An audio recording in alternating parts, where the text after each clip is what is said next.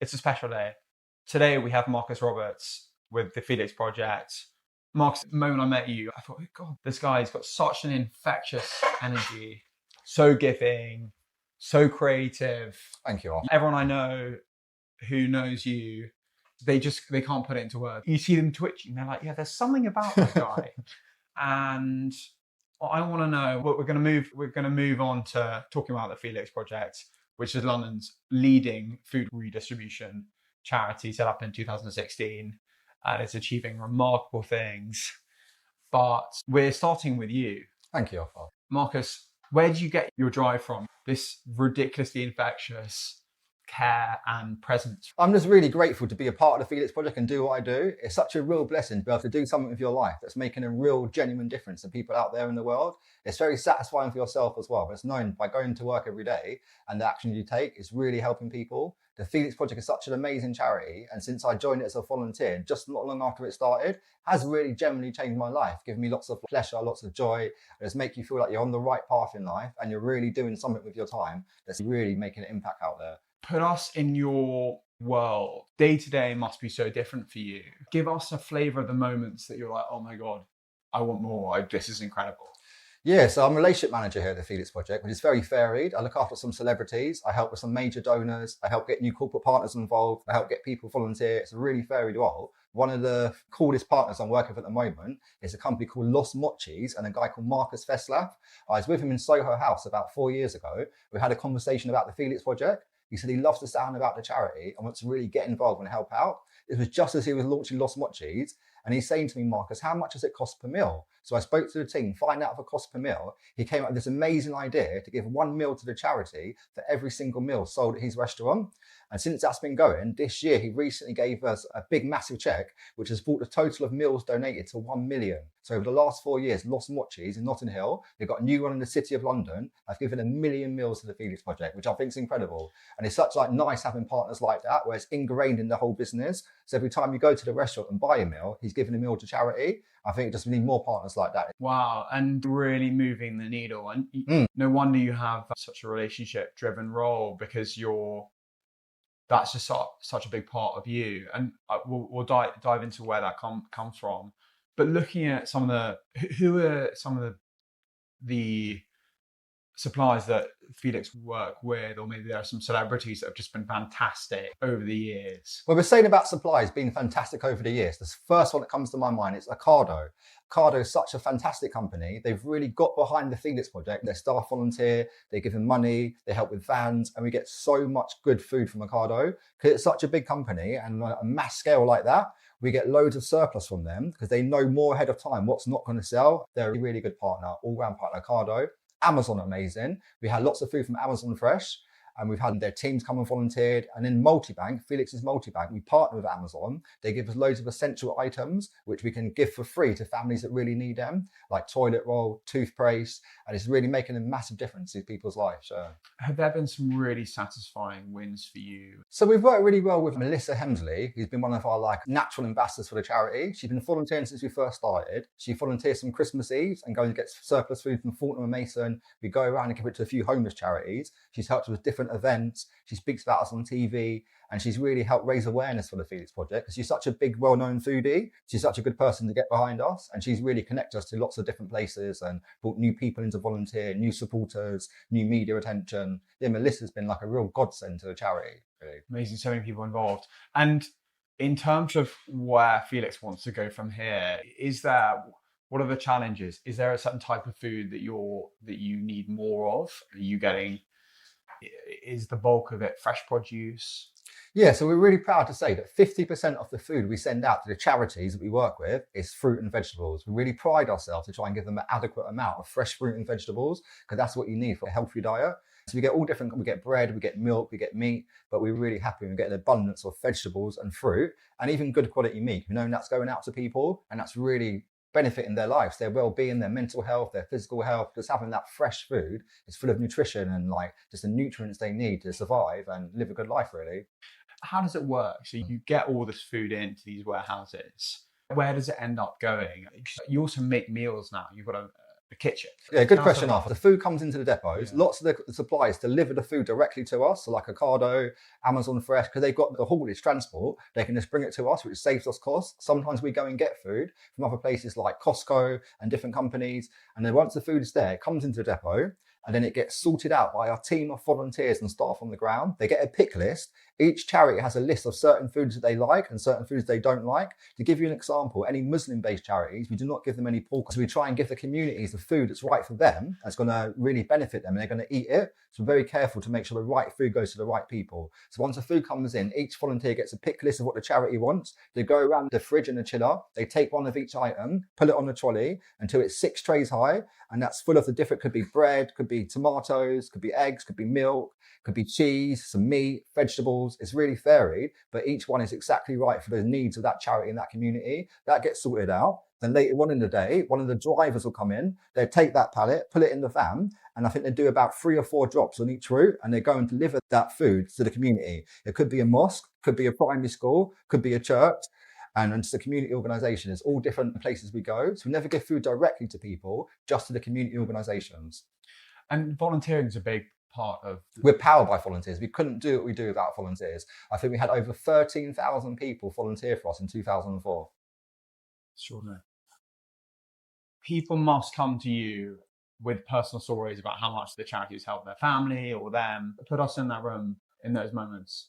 Yeah, it's very inspiring. So it really drives it home, like the impact your work's having to these people's lives. Lots of people would go to one of the community organisations and they get some food and bring it home to use to cook for their family. And before that access to that food, they wouldn't really be able to cook these meals for their family. And they'd have to just survive on lots of different kind of stuff that's not really that healthy. So by giving this food to the places where they sort it out and give it to the people that come there, it's really benefiting them. I've heard stories from people like, one of the most inspiring things I think we do is the market stalls we do in primary schools all over London. So lots of families are struggling to feed their children right now.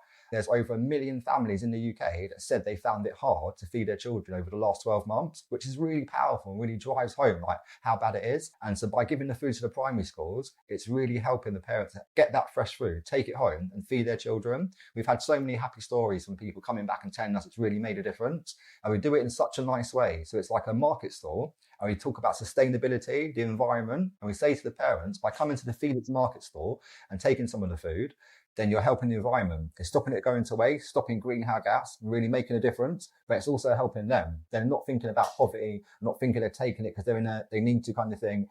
With dignity, there's like a nice way to do stuff kind of thing. You're a big community guy. Tell us about the community that Felix has ended up becoming. Obviously, you're connected to so many communities, but give us a sense of maybe some of the relationships you've got. I'm sure there are people you unofficially mentor. Tell us about that. We've really grown like a nice extended family over the years. It's a really nice team of people that work here, and also the volunteers and the communities we serve. It's a very close network. We have lots of events throughout the year. There's like Christmas parties, there's different things, and we come together and just celebrate each other. Community is very powerful, and I think it's interwoven for all we do at the Felix Project. Going back, the weird thing about the world is people have these ideas, a sense that they want to do something. And that's how projects become these behemoths, these hugely successful vehicles of change, whether it be a new product innovation or a charity such as yourselves. Where have things come from that moment where food was delivered in London to now? Yes, the Felix Project was founded by Justin and Jane Bymeshaw. It's very inspiring people who lost their son Felix at 14 years old, and they made the Felix Project in his memory. So it's really come from a heart-based place, and there's lots of like their whole spirits behind it kind of thing, and it's like it's in his memory. So it's a very special place to be. It's not just like a brand charity, it's very family orientated, and his dad Justin and Jane are still very involved in the charity today. So 10 years ago, we started in one small depot in West London. We had one little van. It was a white van with a little green logo on it, and maybe a team of 5 staff and maybe a handful of community organisations that we gave food to. It was going really well. People loved the food, and it's just growing and growing over the last 10 years to where we are today. We have 4 depots all over London, north, east, south and west. So one here in Poplar, which is East London, one in Enfield for North London, one in Acton for West London, which is our biggest depot, and also one in Deptford for South London. But plus the 4 depots, we've got Felix's Kitchen, which is based here in Poplar, and that's where we make up to 5,000 meals a day from surplus food. We've got an amazing team of chefs. They come in, they never know what we're going to make each day. They go in the depot, see what food's there, then create a menu on the spot, and that's the food we have for that day. And every day, up to 5,000 meals is being made, which is a bit like magic. Where do you want Felix to go from here? So the Felix Project, we've started with the aim that no good food is wasted and no one goes hungry. We've seen there's such a problem out there. Still today, a third of all the food that gets produced in the whole world is actually wasted. It's crazy, really. If you think about all that energy, the cost, the labour force going into making that food, and a third of it is wasted, just doesn't make no sense. All these hungry people out there, so we want to try and change that. We've got a powerful policy unit where we're speaking to the government. Our CEO, Charlotte, has been at number 10. She was at Labour Party conference, and we're trying to speak to the MPs and people in power to talk about what we know best, food waste, food poverty, how it's affecting people, and try and influence the policy that the government's making to make it easier for us to access food from like farm gate, from different sources, and give that food to people instead of it going to anaerobic digestion or landfill. And that's a big part of where we're trying to go in the future, to get more food and help more people. And going into that bit about the future, what does that look like? Does that involve breaking into a different part of the supply chain? Or? Yeah, so we're already working with some farms. We're trying to get some more food from farm gate. We've seen there's a lot of problem there, food going to waste. We've recently worked at some amazing farms in Kent. There's one called H.E. Hall and Sons, and he gives us amazing abundance of apples. He lets us go and harvest the apples, and we take them back to the depot and give them to different charities. It's been amazing for us because those apples will have gone to waste, and then we've rescued them, and they're really amazing, healthy apples, and given them for free for the communities we work with, farm fresh. And normally these things are more expensive to buy, and it's really satisfying to see them come fresh from the farm to the communities. It's very good for our corporate partners as well. They love volunteering there, going with a team of 15 or 20 people, spending a day picking the apples, and it makes them feel really in touch with the whole process. They pick that apple themselves, and they know that's going to help people. Yeah, it's a really beautiful partnership with the farm. Maybe more farms in the future. Wow. Okay, that's really exciting. And now we've merged with FareShare. So recently we announced our big merger with FareShare, and that's such a massive thing. The Felix Project is the largest food redistribution charity in London, and FareShare in the whole of the UK. And now we partner together, we can access more supplies over the UK, help more people, have a more powerful voice for our policy work. And then when people are reaching out about food waste, instead of going to 2 different people, Felix and FareShare have merged. There's one organisation to go to. It should make the whole process much smoother. So once it's all finalised, I think it's going to be a lot more food, helping more people. And moving back towards you, Marcus, have you always had this infectious energy? Because I know faith is very important to you. I think it's so important for us to try and look out for each other in this world. Life can be quite hard, and I think it's very important to try and be like your brother's keeper kind of thing. It's not even like a religious thing. It's just like being there for people. Everyone goes through their own different things in life. And I think when we like reach out to people and really be present with each other, we can make that journey easier and just make life that bit more bearable. And the more open you are and the more kind and compassionate, the more magical life becomes, because we can all be there for each other, and it just makes the world a much more beautiful place. Like you said, a sense of community. There should be community amongst the people you work with and your area you live in, and just having that connection with the people around you. I think it's very important for life, really. Like we learned for the pandemic, when everyone was stuck at home, couldn't go out, it's very hard for people. You know those little moments that lift your day? A smile, the sun coming out, or a piece of chocolate. Audrey's Chocolates have been handcrafting chocolate for over 70 years. Chocolate to die for. It comes in beautiful boxes that make for the perfect gift, or bars of chocolate that feed daily joy. Discover your moment of joy by visiting audreyschocolates.co.uk and treat yourself to 10% off using the code TheCollective10. And I think this goes to show the importance of connection and just being together with people, helping each other, working together. Makes you just think life is better when we're connected. Yeah. Did you learn this from someone? No, just like I'm very passionate about like just trying to be present, be with people, and just go out in the world and try and make a difference with your life that you can do. There's only so much you can do, but your little impact in the world can have a ripple effect and help more people, can inspire one person to go out there and do something similar. Did you have a mentor when you were younger and you were like, wow, they are getting it right? I don't know, there's lots of people in the world I've been inspired by. I used to work for Dalesford Organic, and I've always been very inspired by Lady Bamford and what she's achieved there. She's one of the first people to have the idea of having organic farming and growing organic produce here in the UK. At first, people was like, what is she doing? Organic farming, it's never going to work out. And she made a little small farm shop at her farm in the Cotswolds selling bread, milk and cheese. And that just grew and grew into what we've got today there, the massive farm in the Cotswolds, the stores in London and the Bamford brand. And she's done really well. And just having that idea and believing in something wholeheartedly and just bringing it from your mind to reality. Like someone like that, yeah, she's really created that from her imagination, really. And it's made a big difference in the world. They're support with the Felix Project. They're giving financial donations. They give us surplus food sometimes. You're very connected with yourself and involved in giving so much. Where brings you to feeling really centered? So my family is very important to me. So like my mum, my brothers and sister, my little nephew and nieces who I help look after, just having that around you.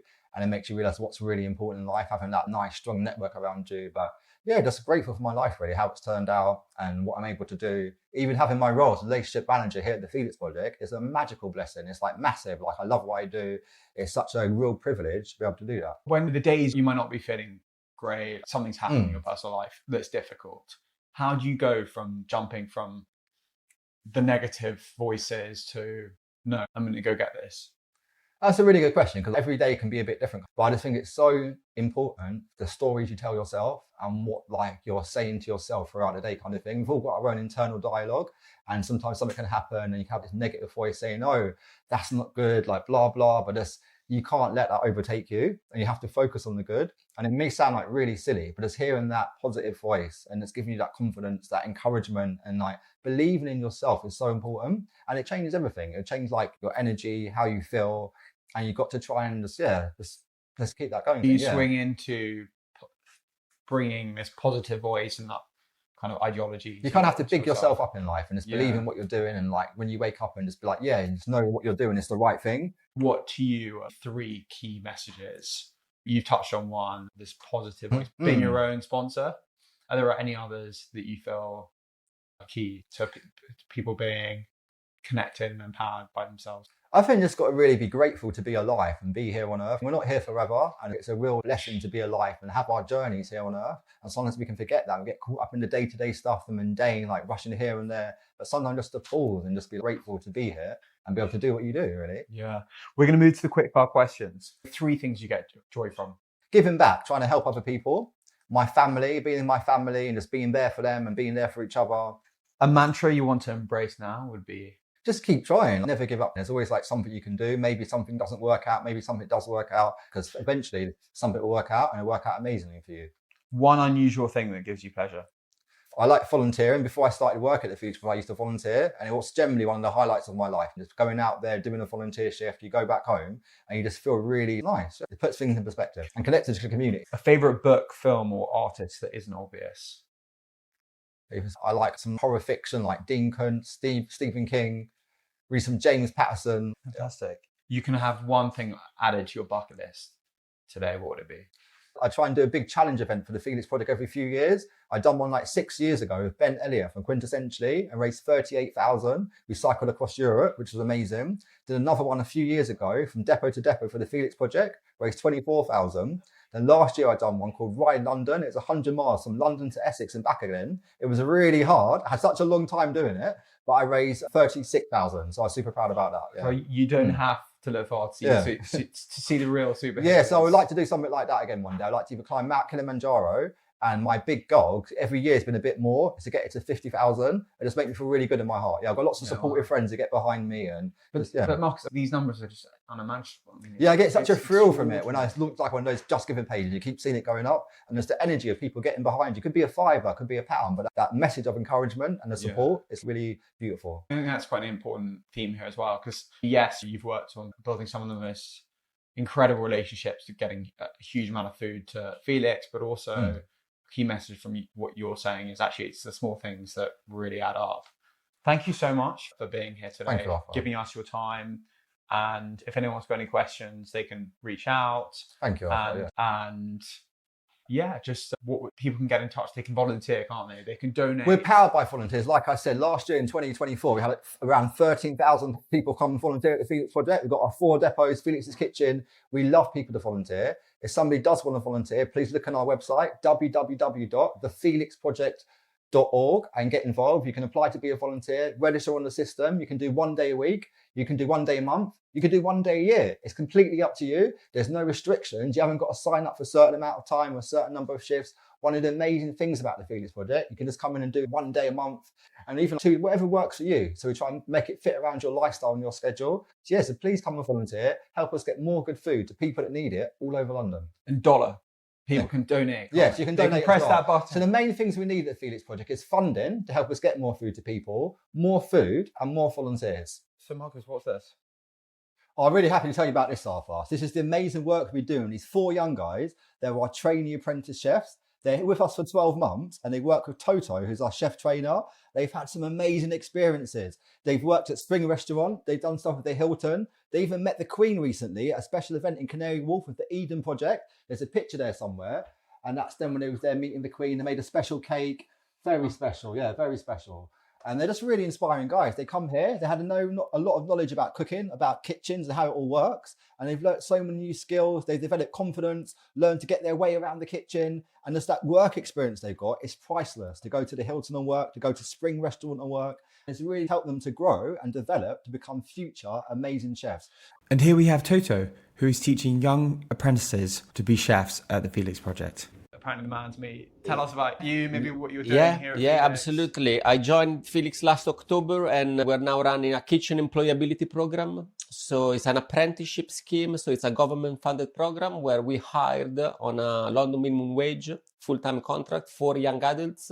They were NEET, meaning not in employment, educational training. And we gave them the opportunity to work with us and getting some training. We've been following a 1-year-long culinary program. Every month we focus on a different topic, from pasta making, vegetable, meat, anything. And they started from a point where they didn't know anything about food and kitchen, and now they can move around a professional kitchen with ease. It's all about providing these people with confidence, skills. Sometimes in hospitality is that very first step, and a bit of a sense of belonging that will help them to find a permanent employment in the hospitality industry. They're coming up to the end of the program now. They will have the endpoint assessment by the end of the year.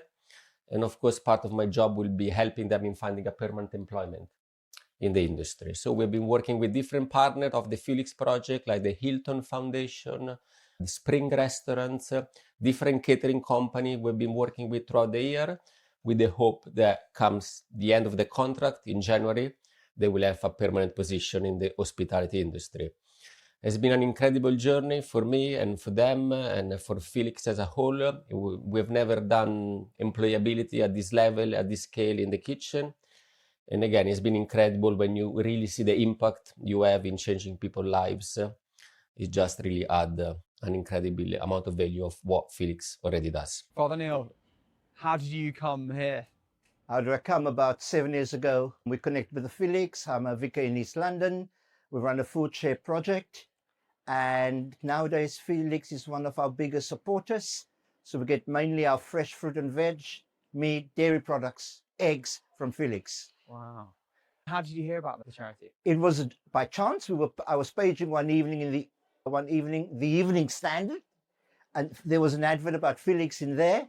We connected, and the rest is history. Wow. It's hard to pick up a full vibe of people, but you've got a very lovely energy. Where did you get that from? I love what I do, and the Felix Project allows me just to reach so many people every week. So in my church today, we will welcome about 100 families.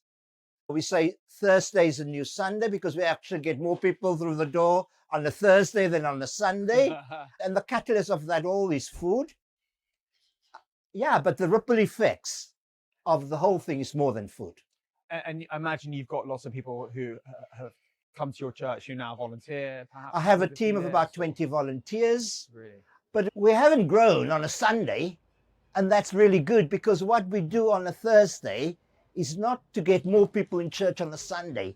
It is to serve our community distinctively. So we don't do it to evangelize or to make disciples. So we just go out and feed the hungry, create opportunity for conversation for those who are lonely. And even in the winter, we are a warm space for people who sit in a cold house. We love what we do. It gives us a good energy. It gives us a good feel. But it's all about the community. 2 messages that you can give to people listening.